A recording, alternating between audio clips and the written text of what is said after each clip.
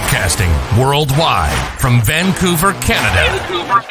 Welcome back to the Personal Process Podcast.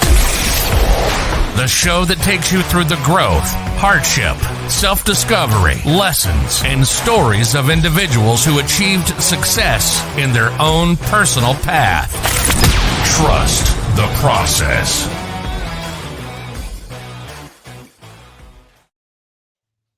Welcome back to another episode of the Personal Process Podcast. Today, we have Payman Baharmand here, a childhood friend, and an individual who has made a life-changing move. And he hasn't even told me what this is about yet. So he has got his sales skills on point, making an individual want to interview him. So without further ado, Payman, how are you doing today? And is there anything that I missed in my introduction that you would like to add on? It's a pleasure. You've been very kind to me and very flattering with those kind words and such a great introduction. Thanks, Baharmand. It's a pleasure to be here, and I'm glad to have this discussion with you. Hopefully other people would find it as helpful as I would like it to be. For sure, Payman, for sure. So I'm going to get into the meat of it, man, and feel free to rewind, fast forward, however you see fit. But cool. I guess a little prelogue for those of us who are a little bit out of the loop with this. Payman has attended the University of Toronto's nursing program, and prior to this, he has completed his Bachelor's of Health Sciences at Stanford University. Now, Payman was unfortunately hindered by the COVID pandemic, which caused him to essentially sit back a little bit of time and then come and redo a year. And upon going back to university, he had a revelation. And I think it would be injustice for me to say this part. So how about you go ahead on this? Sure. Great introduction. Yes. So again, just quick introduction in terms of my education. I did a Bachelor of Science in Health Sciences. Focus of it was in public health. And throughout the later stages of my undergraduate education, I wasn't sure what sort of role I wanted to have in healthcare. I know I was interested in healthcare, hence why I was studying health sciences, but I wasn't sure what I was going to do with my degree, just like vast majority of others. And nursing seemed to be quite promising. And then I heard through a couple of friends who were in various nursing programs across the country, and I was volunteering at my community hospital, Eagle Ridge Hospital. And then I got a chance to speak to some of the nurses there. And I said, hey, this is something that I can see myself doing. And then I applied to 3 nursing programs. They were both, all 3 of them were accelerated nursing programs because I've already had my bachelor's degree at this point. And I had the privilege of being accepted into all 3. There were UBC, Western, and University of Toronto's Faculty of Nursing. Lawrence S. Bloomberg Faculty of Nursing is what the official name is. Anyways, I decided to make the bold move of moving out on my own in a completely different environment, different city in Toronto. And I said, this would be what other opportunity better than this? So I said, let's take on this journey. And I went to Toronto, and then they have a similar program as the UBC's Western's accelerated 2-year program. And I got into this profession, or I got into this program, was working towards entering this profession without knowing anything without knowing nothing really, with knowing nothing other than just anecdotes from a couple of the nurses I spoke to in the hospital that I mentioned I volunteered at, and a couple of friends who were still in the midst and chaos of navigating their way to nursing school. So I said, hey, whatever, let's enter this journey. At least I was entering it with good intentions. And let me tell you, it's a tough program, and it's very rewarding. Just like the profession, it's the program itself. It prepares you for nursing school, for the profession of nursing, because again, nursing it's many things. It can be defined in so many different ways. But I think 2 adjectives, if you will, if I were to use to describe nursing, is that it's rewarding and it's tough. So that program, rewarding and tough. And that program, it was kind of like a microcosm of that, like a small taste of profession that's both rewarding and tough. And my first semester, it was lots to learn. And then it's your very first go at what the nursing profession is. I had a pretty, typical experience as other students, because back then COVID wasn't a thing. And Then COVID happened. So before we get into month. COVID, what's a typical experience that people would assume in that program? Yeah, the typical experience would be everything's crammed. There's just so much information for you to learn, and you feel like you're always pressed for time. You always feel guilty for not studying. You always feel like you don't know enough. Especially if you're in the accelerator program, because your clinicals start immediately. We started clinicals like actual on-site hospital training on, my God, what was this? Third week. As soon as the third week of the first semester. Third week. Yeah. Wow. So we jump right to it. And then again, it's that sort of feeling of, I would say the typical, in my opinion, it's like having an imposter syndrome. You feel like you shouldn't really be here. You don't know enough, especially if you're adding the whole clinical placement in the equation, other than just, taking exams and quizzes. You're now expected to know hands-on skills. You're expected to perform like the actual role of a nurse, not just to be able to know everything, not be able to ace all your tests. So I guess that's something a lot of, I think, nursing students or people in any sort of professional school, they have to struggle with that. Unfortunately, it's the imposter syndrome, because you feel like there's just so much to know and so little to know, and it's even exaggerated if you're a perfectionist, right? Which many people are. Many people in this professional schools or these types of programs are. So it can be hard. That's unfortunately part of the experience that I've had, and I think many of my peers would also attest to that as well. So yeah, for sure. And Payman, just to kind of circle back, so when you say imposter syndrome, for those of us who don't know, is it just feeling like you don't belong where you are, or you feel like? Tell me about it. Like, what does that mean to you? Yeah.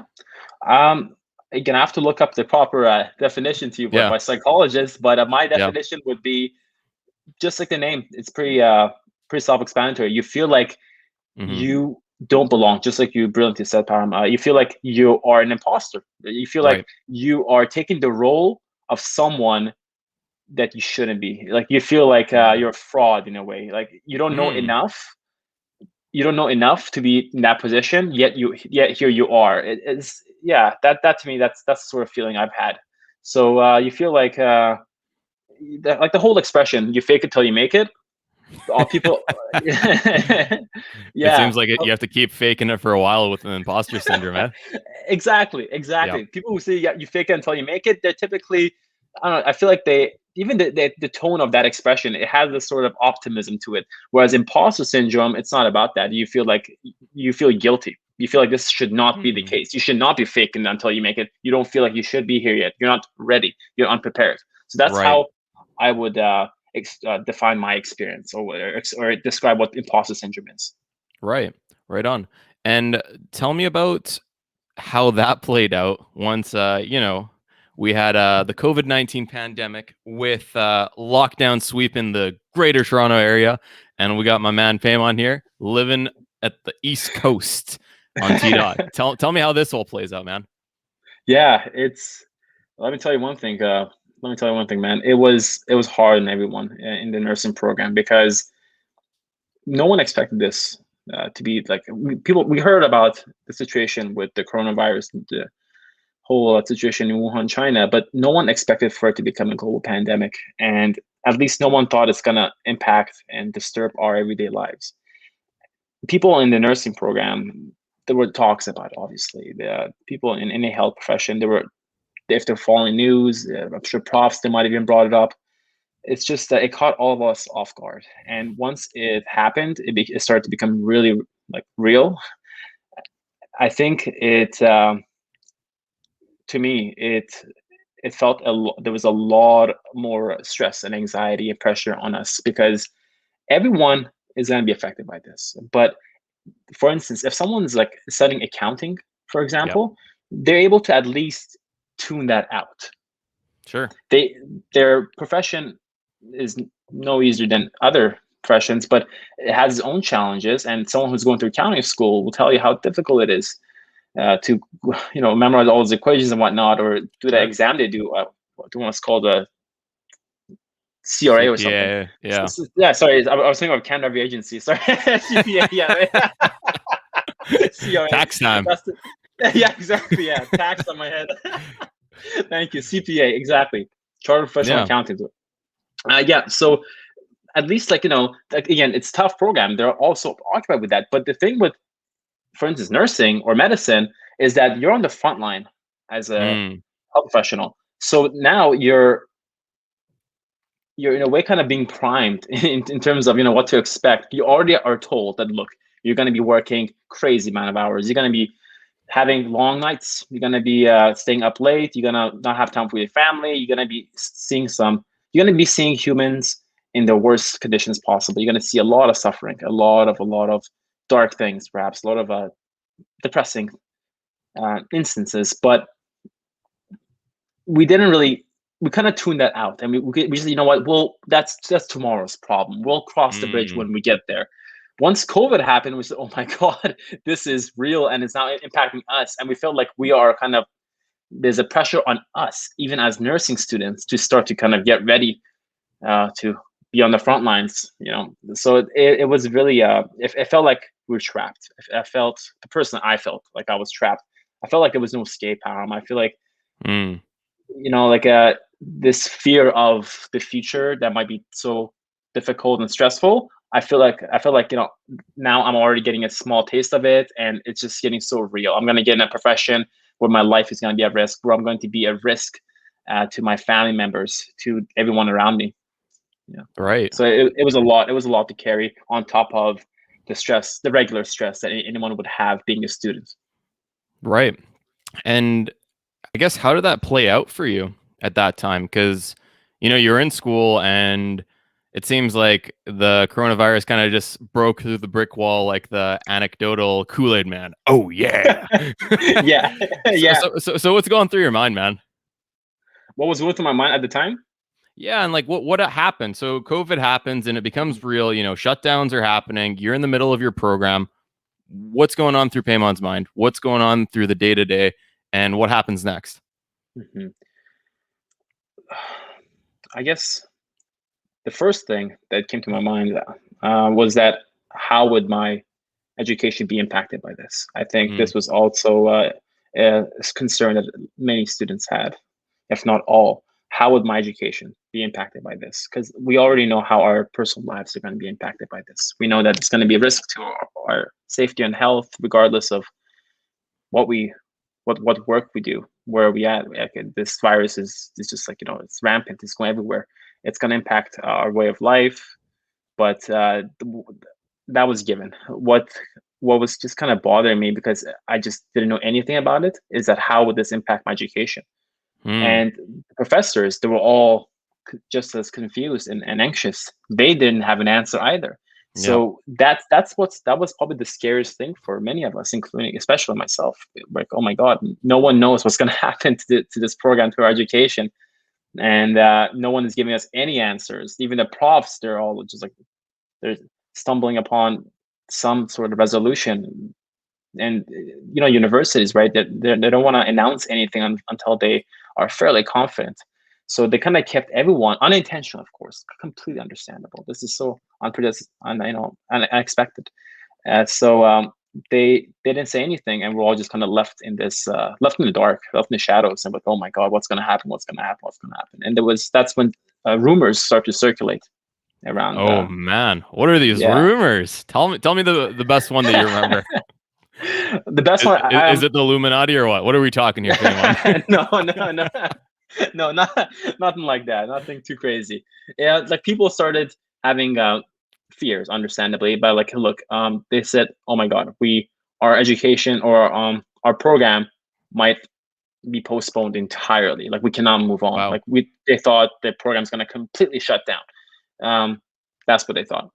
that's Or they stressful. thought, yeah.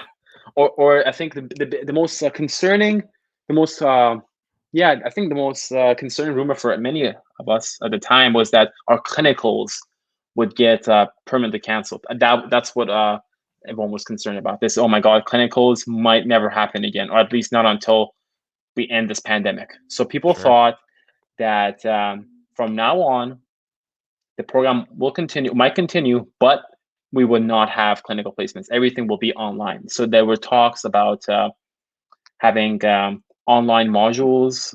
We had online modules already, but there were talks about having that as like a substitute towards our clinicals. So having online clinicals basically, or simulations.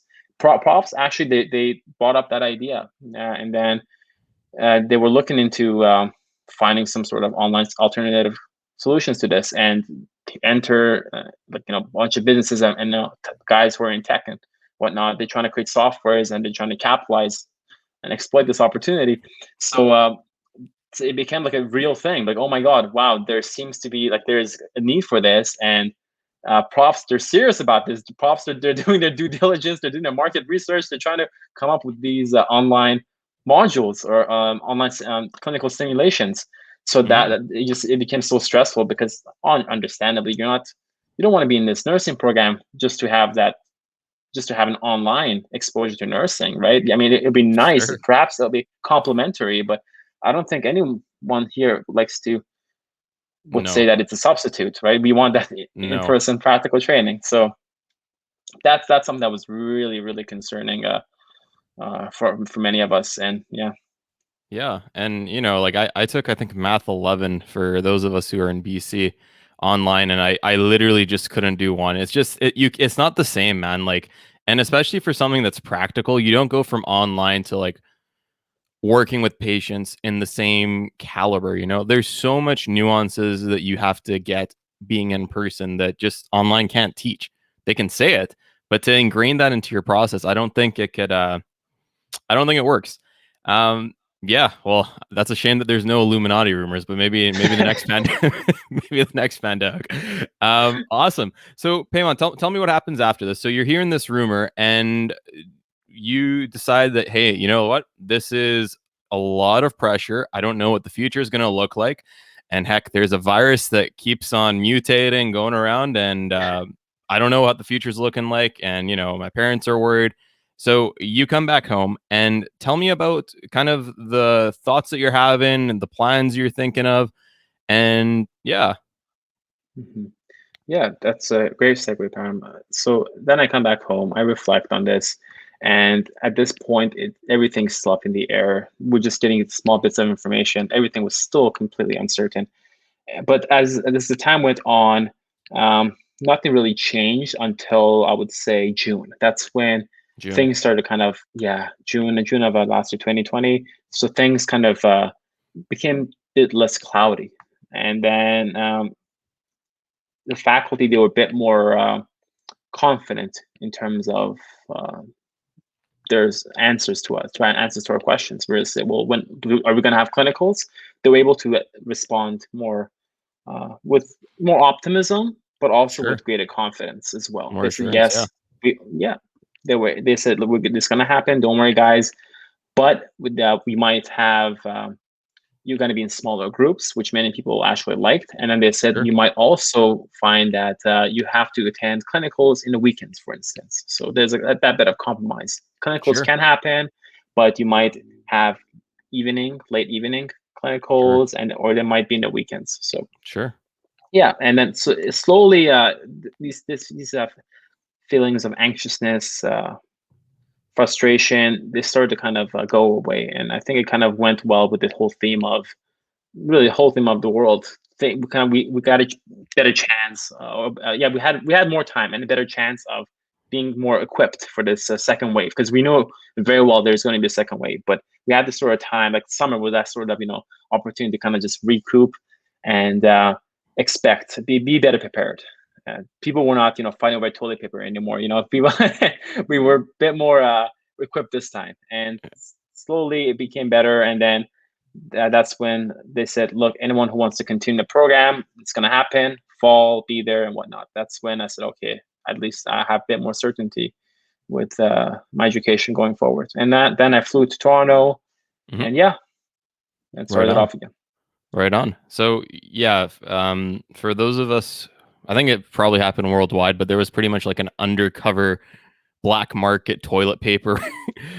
Just everyone was it was crazy. I remember one day I went to No Frills, which is kind of like like a whole, what is it? Kind of like a superstore where there's a whole market and you can just buy one of everything, whatever you like, really. And there was literally people coming out with 3 rolls of toilet paper like just clogged on their shoulder and in their like baskets, and I'm just like, did an asteroid hit that just like destroyed everything in your life but your bathroom? Like like what are you doing here? But yeah, man, it's crazy to think that was just a year ago. Eh? What a time. What a time. So so passing the toilet paper apocalypse. We come back to Toronto, and so this is the unfortunate part that we talked about a little before off air, that you actually had to restart your program and you couldn't even continue, right? So like, take us through that, man. The restart, the whole vibe after, you know, everyone knows a bit more of what they're doing, a little bit more of how people should expect things. Yeah, I mean, for me, restarting the program, like, it was definitely like, you didn't have to restart the program. It was my personal choice. Right. If you wanted to continue on with the program but miss out on, I guess, in-person lectures and whatnot, you could have done that. This is my personal choice, Sure.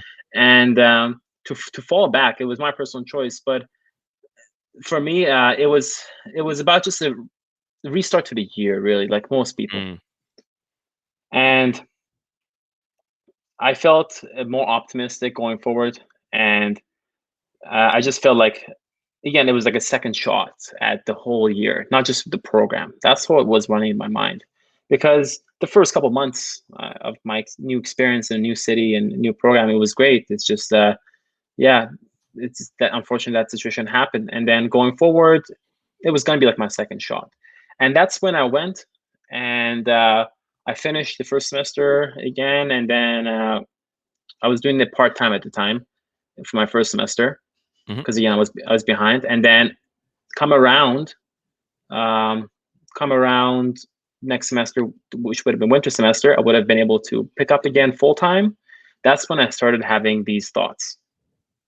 What are I these? started having, these are the thoughts that, is it really like, why am I in this program? It was that sort of, like, career choice thoughts now. It was no longer about the pandemic. Of course, it was still an issue, the whole second wave, but I was kind of past that. And that kind of leads towards that revelation you mentioned. Yeah, that's when I started having these sort of things, these sort of thoughts about what career choice I made. Am I happy with this? Reflecting on the profession. And again, I didn't know anything about this profession, as I stated clearly initially. And then now I had a whole different outlook, not only in terms of what the nursing profession entails based on my experience as a nursing student, but also based on really the new normal, as they say, with COVID-19 and everything. And that, and just seeing what the nursing profession is all about, it's not what I thought it would be. I think many people, like, again, they have, like any profession, they have this sort of romanticized image about what the profession entails. Sure. And to me, there are very few professions who make such great sacrifice as nurses, and I have tremendous amount of respect for the noble work that they do. But then I was upset because I felt like my understanding of it was just so different. I was told differently. Because, for instance, nursing is one thing that many people don't understand, including myself, when they entered this program at University of Toronto, is that they think somehow nursing and medicine, like they equate one another. Sure. Whereas, and I can see where they're coming from, because there's definitely a lot of overlap. There's more overlap, I would argue. There's more overlap with nursing and medicine than there is with medicine and I don't know, pharmacy, for instance, or nursing and pharmacy. Anything else? Yeah.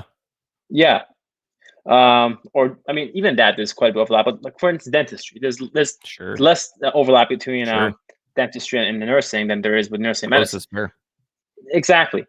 But people, yeah, like, they're two different philosophies of care. And I was told by the people around me who were kind of like, go try nursing school and everything. They said you can mold nursing into so many different career paths, and it's true, you can. But I found a lot of people, they kept pushing this idea of a nurse practitioner. Are you familiar with nurse practitioner? Oh yeah. Oh yeah. For sure. How about you explain it though? Absolutely. Yeah. So nurse practitioner is a fairly new role that we've created in Canada, or that we're trying to establish in our healthcare system in Canada. It's been there for much longer in the States, actually, Yep. and they have been able to better incorporate in the healthcare system that we have in Canada. But essentially, a nurse practitioner is a highly trained, highly educated nurse who typically has minimum 4 years, but oftentimes over 5 years of Right. registered nurse experience, and then they would return back to school and they would do their master's in nurse practitioner, which is not to be confused with master's in nursing. That's a different path.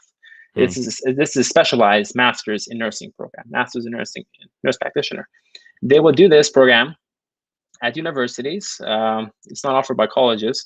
And then they would get more clinical skills, and they would take the role of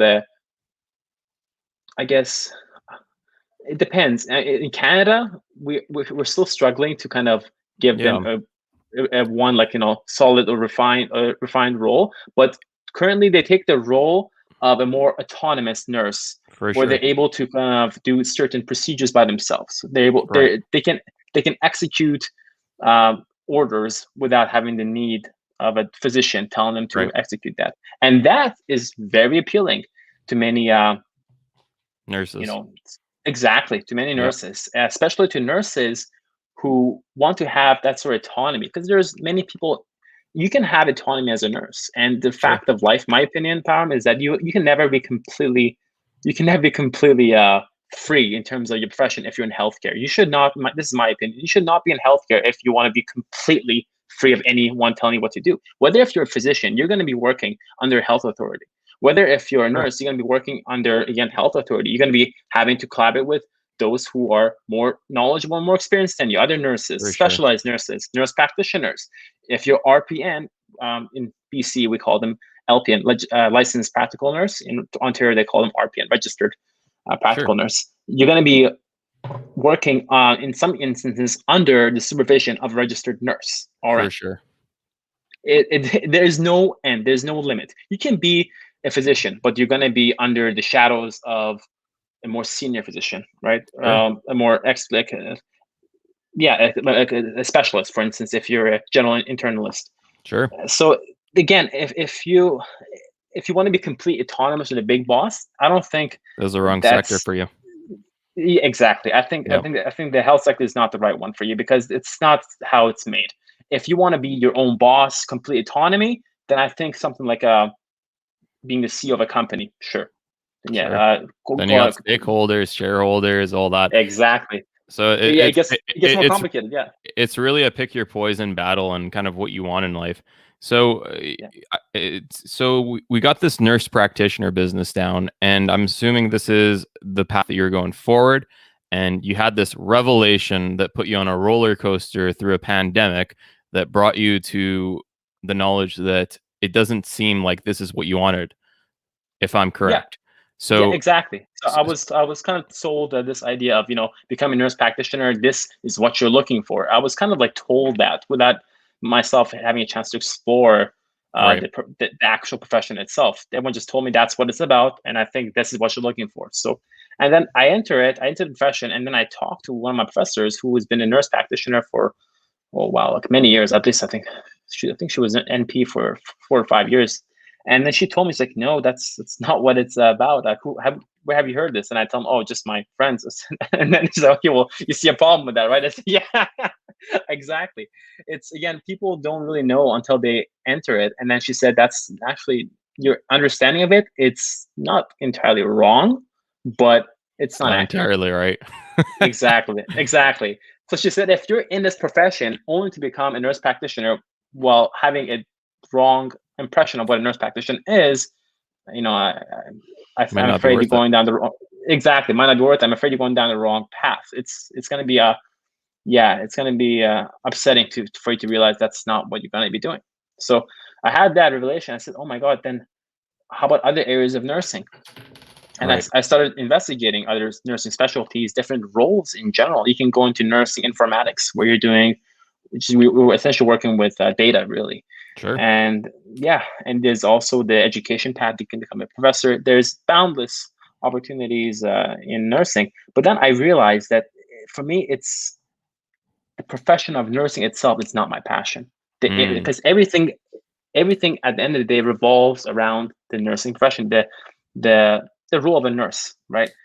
And it's a different area of care than what I was sold it to be.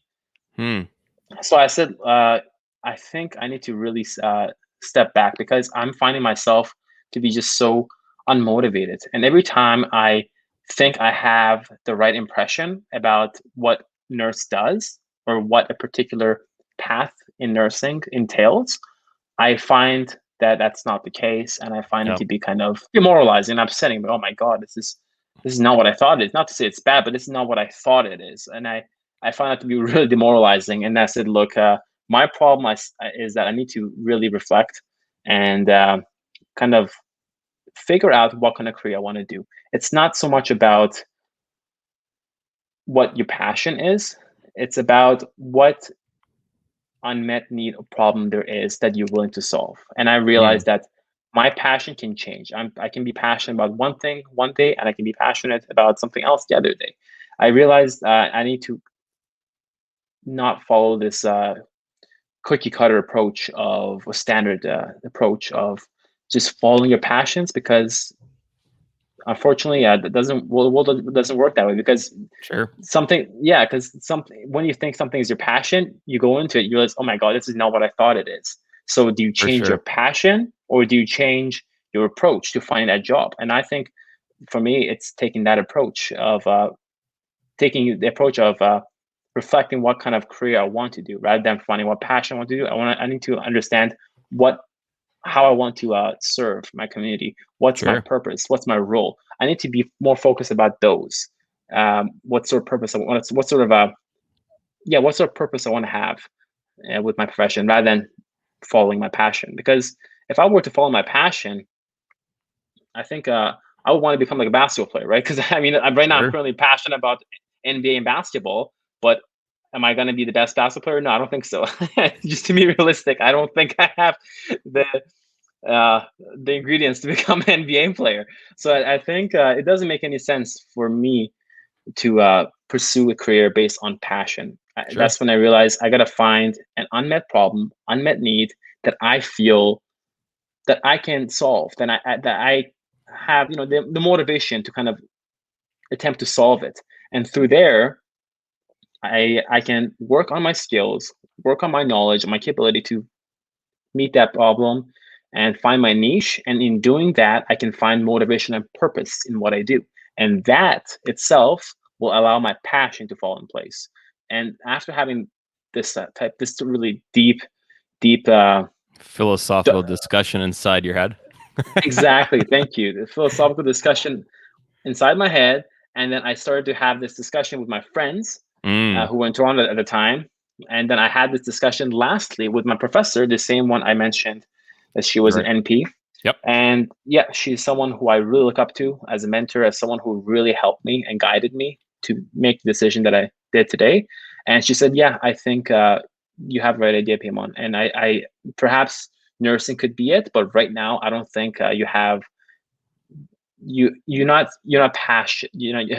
Again, I'm following my passion, but I'm not passionate enough for this right now. So she said, you got to find your purpose. Your purpose right now doesn't seem to, you're not motivated to think that your purpose is nursing. So you need to really reconsider that. And that's when I made the very difficult decision to withdraw from the nursing program at U of T, something that I was really, really proud and really excited about to start. And here I am now. Yeah. And to kind of put it into perspective, this is post-undergraduate degree. This is an accelerated program after you finish a university degree. So Payman and I are both in our mid-20s.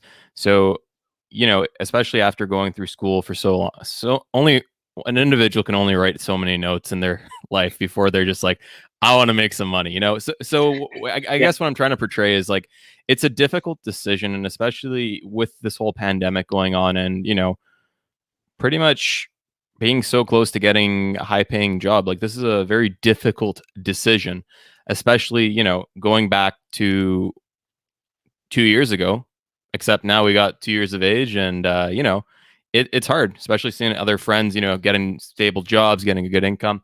So I guess what is the problem that you have identified that you want to fix and that you want to, I guess, portray through your purpose in life, and kind of give us a sense of what your purpose is, how, and the reflections that cause you to find it, and how this relates to the career at hand. Hmm. Well, as That much as sounded smart. yeah, it is smart. No, good stuff. I like it.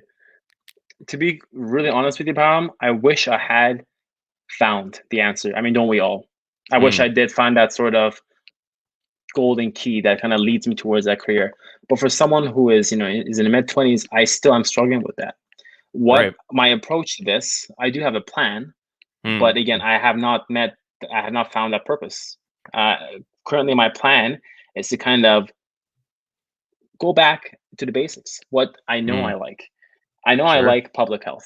I know I'm Right. interested in anything related to health, health systems management, in health policy and epidemiology and whatnot. Sure. I know that I like education. That's something I've always been interested in, even prior to nursing education. I know that I'm interested in environmental health, which Mm, again ties into health sciences. Not to be mistaken with environmental sciences. Those are the guys who talking about particular um, pollutions in the oceans and whatnot. sure. That's environmental sciences. Environmental health is part of health sciences.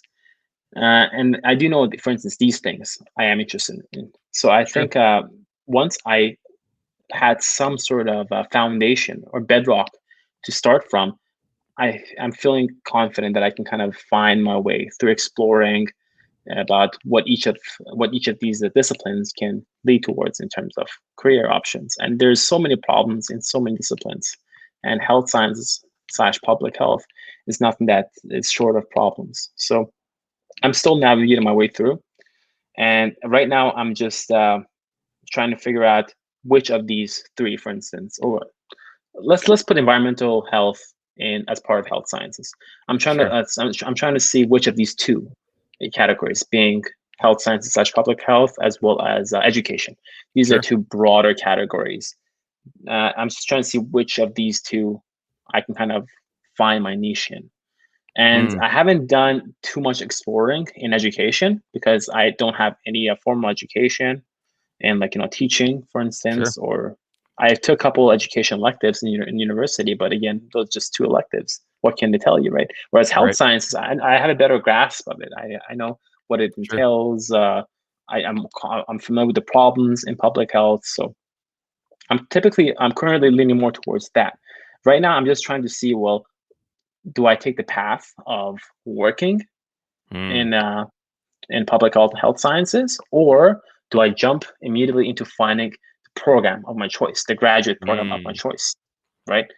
That's the next step. So if I decide between Hard either step. education, sorry, Hard step. exactly, very difficult step. Like the first step, you feel like, oh my god, this is hard already. Picking between one discipline and another, education and public health.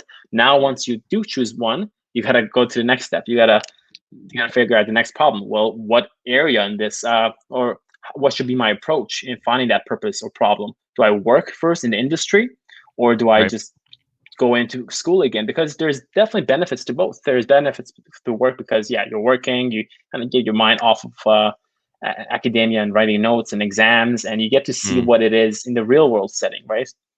Whereas the benefits of going to school is that I feel like many people who are in school, especially those who are continuing on with graduate studies, they feel like they have some sort of cushion, right? They don't have to go out there to be exposed with the real world, to go out there job hunt. They just kind of writing off the ideas like, okay, you know what? I'll worry about that later. Let's just worry about my lecture tomorrow. Let's just worry about my exam. So they kind of are in this sort of academic cushion.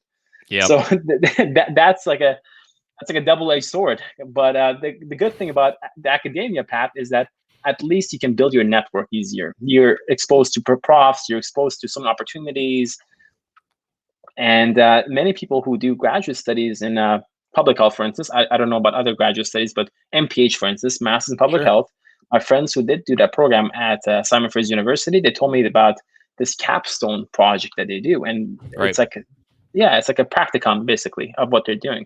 And through this practicum, they get to meet employers, they get to meet um, their potential colleagues. They build their network, and they're able to secure a job that way. And they're able to better get an understanding of the industry, as well as kind of in a way get their feet in the door for their job. So there is definitely benefits to taking the school path as well. For sure, for sure. And I kind of want to, I guess, rewind a little bit. And you were mentioning that you were passionate about public health, about education, and this one I forgot. You mentioned it wasn't environmental science, health. It was environmental health. But let's just put that as okay. part of public health. It's Sure. It's basically Sure. part of public health. Yeah, so public health and education. So let me ask you this, Payman. Like, what is the one thing that happened that inspired you to say, like, wow, I really like public health? Was it a course? Was it a project? Was it volunteering? What was it? Very specific question. So we're putting the rewind button in your brain. So good. I like it. I like the challenge. Well, let's just break it down. I'm just gonna use some deductive reasoning here. I know it's not volunteering because I didn't have any volunteer experience in public health. The only any sort of volunteer work that I did, it was anything. It was again, I was working at volunteering at a hospital. It was volunteering at community medical equipment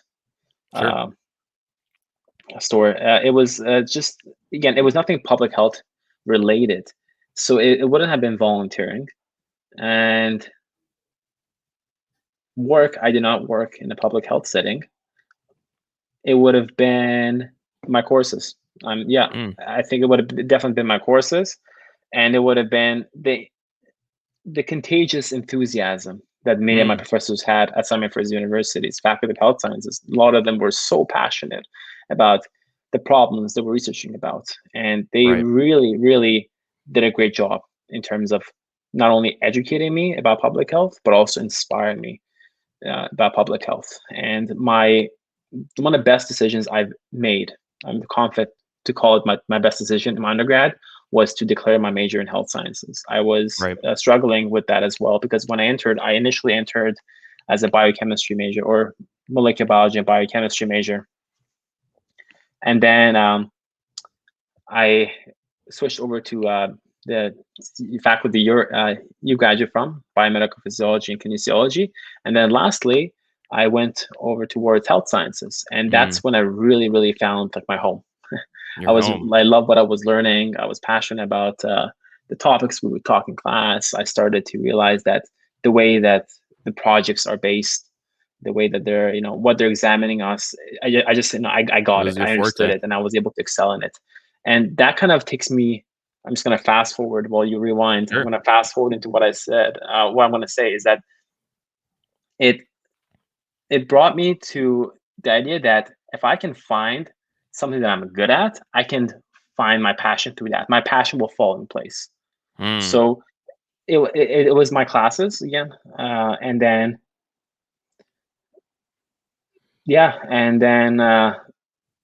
I didn't do any co-op education either. So so I think that's what it would have been. My classes and my professors. Yeah. So it seems like the classes, the environment, and the people that you're surrounded with. And that makes a huge point. And, it's a tough decision that you got to make here, Payman. But, I honestly think whichever one you make, it's going to be the right one. Do you know why? Because honestly, man, a lot of people are struggling figuring out what they're doing, especially people our age, or maybe even people younger, right? Like, we're a little bit older. We graduated university. And, it's just exploring, because, these preferences that you've gotten, they're from your courses, they're from your experiences, they're from your work conditions. It's hard to know yourself without exploring options, without going to a volunteering position, without going to a certain job. Even the nuances that we were talking about with online education, right? Like, when you talk to people in a different sector, there's different ways of communication. There's different things you need to know. There's different mannerisms. And, someone in the finance sector, you might need to work for 18 hours a day and you make a boatload of money, but you need to be up for 18 hours working constantly and losing your quality of life.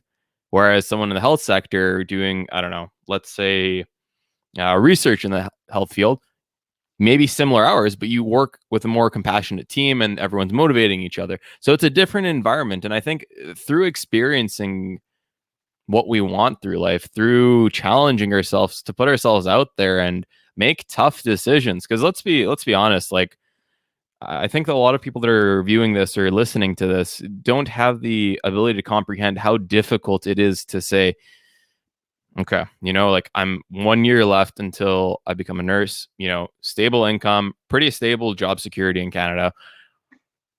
Not for me. And you just pull your card out of that, and then you say, you know what, like, I don't even know what I'm going to do, but I got to do that. And, I commend you for that, man. It's hard. It's very hard. And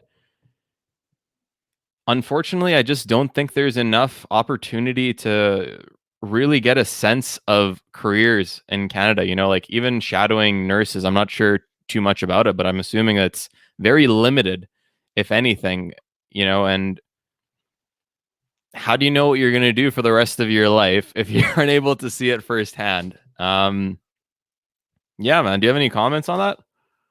No, very well said. Exactly. And just to make a quick comment about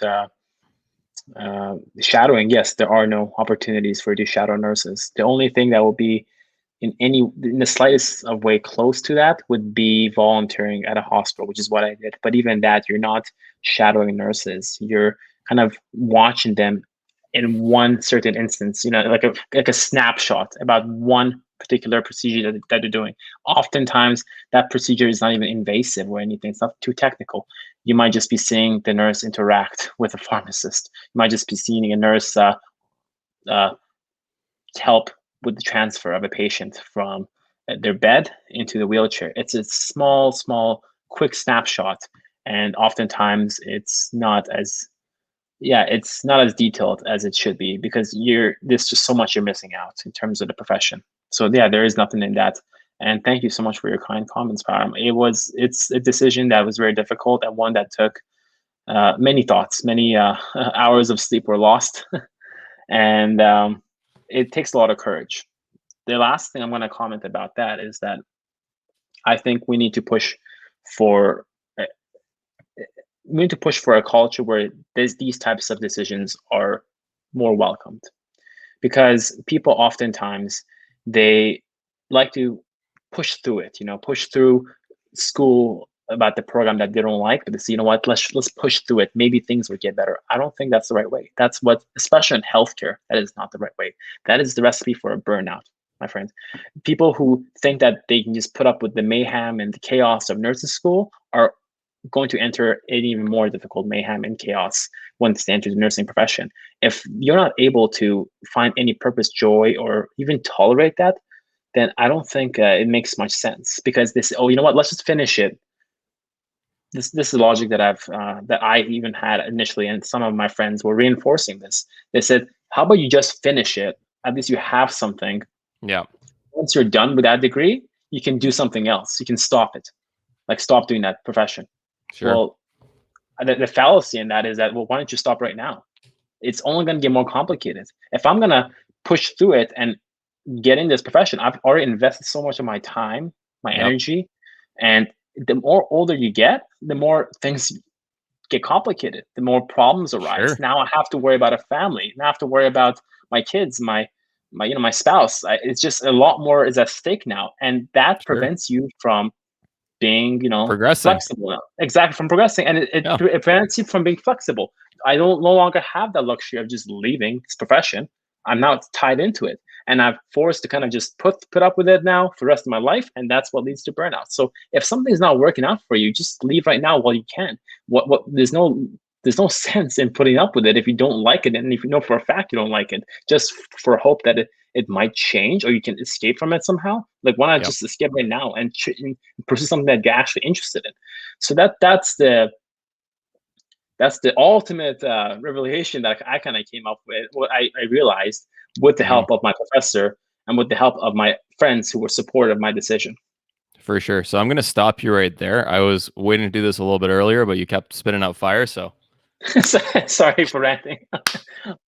So I'm just clapping for those of you on audio.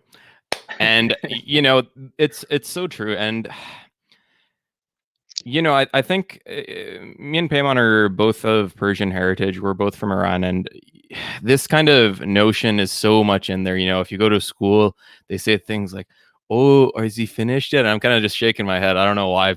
I don't know. It's just it's like, is he finished yet? What's his grades? Does he have scholarships? Does he have this? And at the end of the day, it doesn't matter. Is the person enjoying their life? We're only here for so many set years, and at the end of the day, does it matter if you die a millionaire and no one knows you, or would you rather be someone who, lived okay, had some of the meals that they liked, maybe didn't go to a steakhouse every single day if you're into that, but, was surrounded by people who he loved, who did activities that he enjoyed. And, especially in North America, I think this is a culture of the grind and the hustler. And, this is something that I've really kind of found myself into too, because I've always wanted to work hard. I always go hard in the gym, like always put in the work. I put in the hours. But recently, like it's taken a toll, especially with COVID, where we can't have those relaxing measures such as going out for pho with friends. And, we talked about this off air with Payman, but pho is life and it's just the best comfort food ever. But, like it's hard and it really does drain you. And at the end of the day, if we're just doing things to get it done, we're just waiting for that checkbox to expire on our life. And, it's so important to enjoy your time, enjoy what you want. And again, man, it's like, I'm super proud of you for making this decision. And, I can't even imagine the challenges that you had to go through in your personal life, in your brain, in your head, I mean, it's tough, but I think deep down that you made the right move. And although that we don't see the future, like I don't know what's happening in my future, you don't know what's happening in your future, and even if we did, it's probably going to get shambled up by another pandemic that apparently no one can stop. Man, that's just another story. I have no idea how this spread so fast when it was on the news and everything too. Yeah. Anyways, that's a huge tangent, but it's something that I think does need to get talked about more, because there's so many people going to university just because they're studying. I was watching this this meme on Instagram the other day, and there's this picture of like researching which suit jacket to buy, and there's like 3 screens, and they have like the hacking code on and all that kind of stuff, just like grinding away. And then it's just like deciding what major to pick for university, and then they have like they're blindfolding their eyes and with a dart randomly throwing it on the dartboard. And it's like, it's funny, but it kind of is true. Like when I was picking my major, I'm like, I like science. I like working out. I'll go for kinesiology. Kind of makes sense. Yeah. And I did learn a lot. I did enjoy a lot of the material, but I think if I went to computer science, a lot more options with what to do. I could make my own program. I could be my own boss a lot easier. And there's a lot of different avenues to go into it. But the fact of the matter is, I just don't think the system really lets you know what's good. And, there's a couple of YouTube videos, but I don't know about you, Payman, but I just didn't have the level of maturity to get this information in depth to know what's right. And yeah, man, I feel like I'm just going on the same kind of point here. If you realize that something isn't for you, no need to keep going, no need to keep pushing, because just coming with that realization allows you to take another step into research, into work, into volunteerism. And I think every single step that you take in these, whether it's good or whether it's bad, you learn something about yourself. And, it's kind of the example I like to give it. You're kind of like, the Michelangelo painting in Rome and all that kind of stuff. Every single mistake, you get a little chip. Every single success, you get a little chip. And you're a marble starting out. And, when we're graduating from high school, let's say we have like 3 hits on that marble. Like you can't even see anything. It's just like a square, man.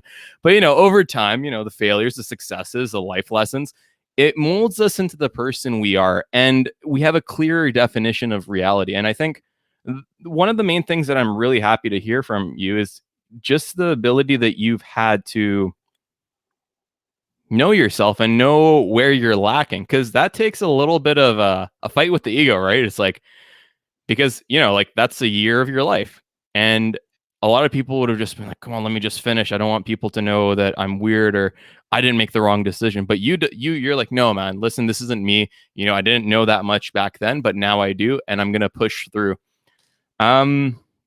Yep, Yeah, man. exactly. Yeah, go ahead. Do you have anything to add?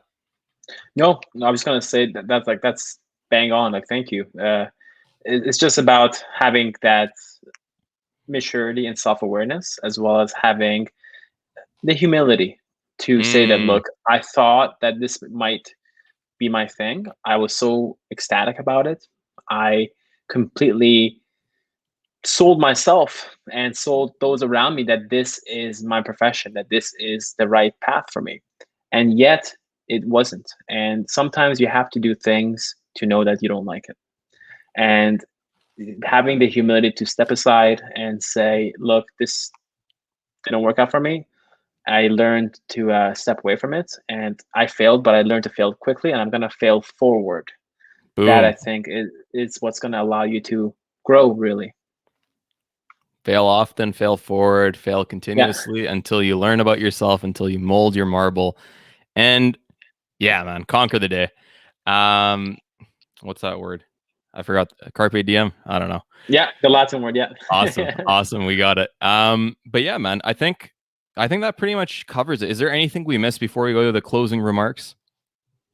Nope. I think, yeah, you were so good with facilitating and allow me to kind of talk about each step of my journey through nursing school. No, Right we on. covered everything. Thank you, Farron. Right on, right on. So we'll just give a quick wrap up and then I'll ask you how people can reach you, what your shout outs are, and your one message to the audience. And that could be from this discussion or something out of it. You think of that while I'm pitching, and we'll just do a quick wrap up. We talked about a lot of things today, and I think there were a couple of key topics that came to mind. For one, it is know that what you choose at one moment in time is not definite. You can go back. You can say that, hey, that wasn't the right choice. And there is no hit on you. Everyone makes mistakes. Everyone thinks about things in a different way 10 years ago than they do now. And having humility to accept that and go forward and say, this wasn't the right decision. I'll correct it. And this is what I'm going to do now takes a great deal of strength. And although the unknown is scary, it is foggy. There is no clear path.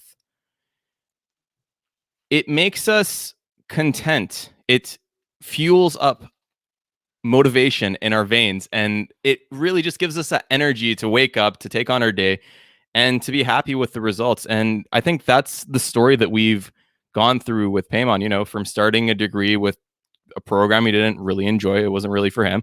Went to another one. He's like, oh, man, another one? Damn. Then he switched up to health sciences and he's like, man, this is my peanut butter to my jam. Let's go.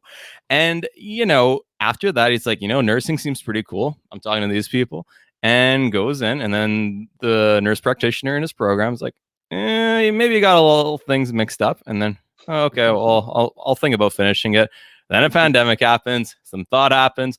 And he takes a mature step to step back and say, this isn't for me. I don't know exactly what I'm doing, but I got to take my time to figure out who I am. And that's what I need to do with my time, even if I'm almost finished my degree. So with that said, I think we had a fantastic episode. How can people reach you, Payman? Do you have any shout outs? For sure. They can reach me through my email, which is my first name, Payman, period, B as in Bob, and then period, my last name, Sweet. Baharmand. It's super long, BAHARMAND @gmail.com. Sweet. Or I'm also on social media.